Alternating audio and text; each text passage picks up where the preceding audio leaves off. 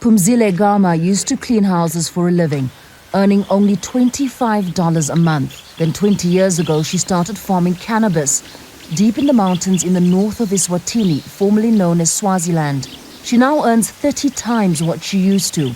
That's enough to support herself and her family, including her children and grandchildren. Cannabis is commonly known as Swazi gold. Farming it is illegal, but it's how thousands of people here make a living. They include Phumzile's father before her. I now have a house and it's farming cannabis that allows me to send my kids to school. But it's becoming difficult to farm these days. Phumzile wants the government to legalize cannabis farming and provide support. That way, she and other farmers would no longer have to farm in secret and hide from the police. The government has proposed a new law to allow it for research and medicinal use. But a license would cost more than $50,000, and those without it would be fined heavily. Critics say this will only benefit the country's elite and not small-scale farmers.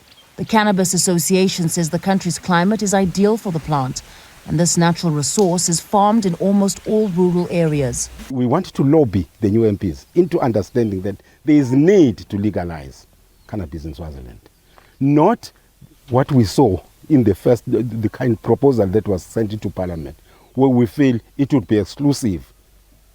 If you have exorbitant license fees, it means you are excluding the ordinary Swazi who actually lives on cannabis.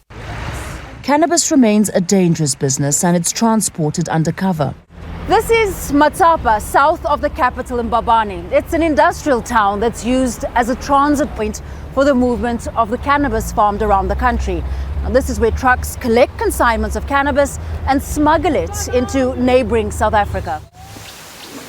There's no official data on how much marijuana is farmed in Eswatini, but it's estimated to be worth millions of dollars. And it's part of a global market reported to be valued at nearly $60 billion.